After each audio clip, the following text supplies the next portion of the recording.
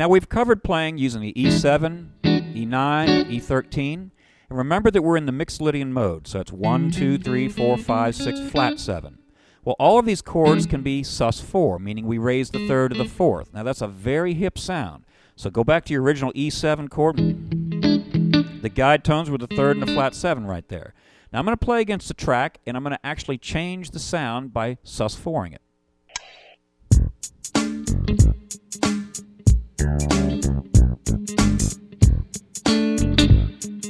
Now I'll put it in with the whole chord. It takes on a whole new color, and it feeds a different sound to the soloist. Here it is with them. That was that flat 3 to 3 move, but listen to my sus4. Now I'll take the E9 and sus4 it.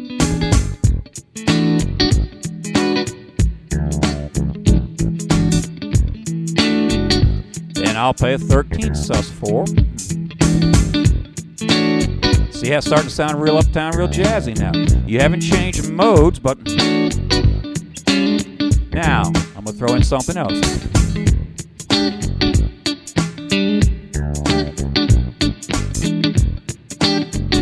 That was another color. Let's talk about that briefly. When I did the sus4, all we were doing is playing E7 sus4. Now notice on that particular fingering, you want to hyperextend the DIP of your ring finger, but not the other fingers. That may not be comfortable for you right away, but just do it real slow.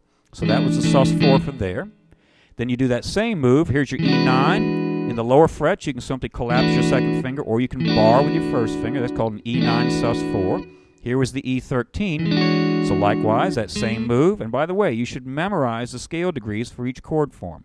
You're going to play this chord until the day you die. So know that from low to high, it's 1, 3, flat 7, 9, 5. Then you have points of reference. So that'll be an E13, sus4. You hear how it resolves really nice. And what that does for the soloist can stress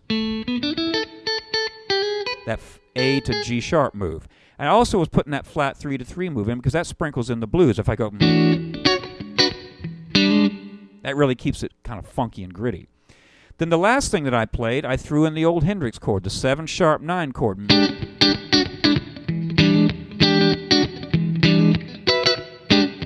Now that's another great color, and that's really crying out and supporting the blues scale approach on this.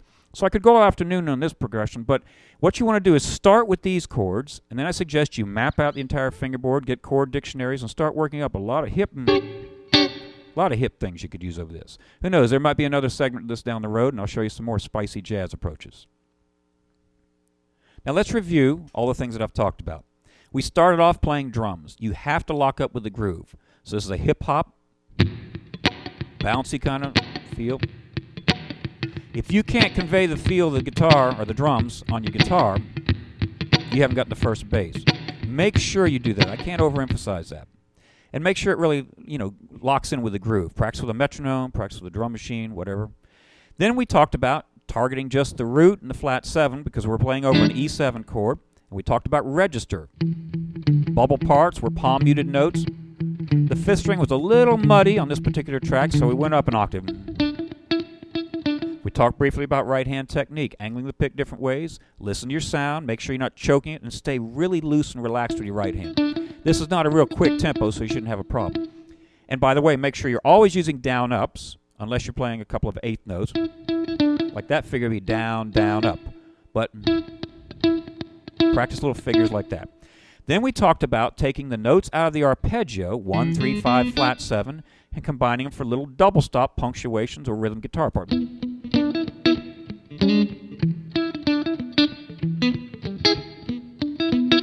Then we talked about the guide tones, critical, the 3rd and the flat 7, called the tritone.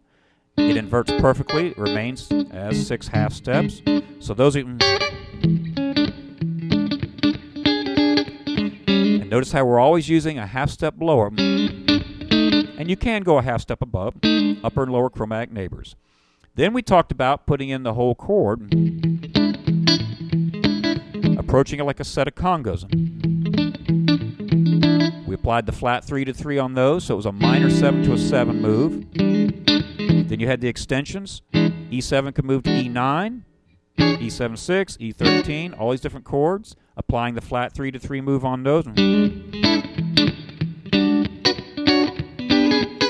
lot of different chord voicings.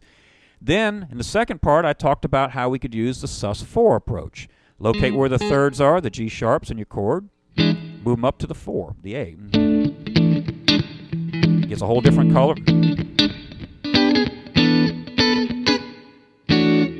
Then the final thing I talked about was throwing in the 7 sharp 9 chord.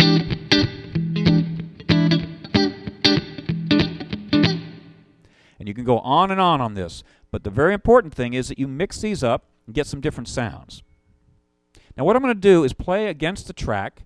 I'm going to start really simply. Then I'll just add in and actually kind of move through these elements that I've discussed. And you'll hear how I can actually change the sound of this jam track.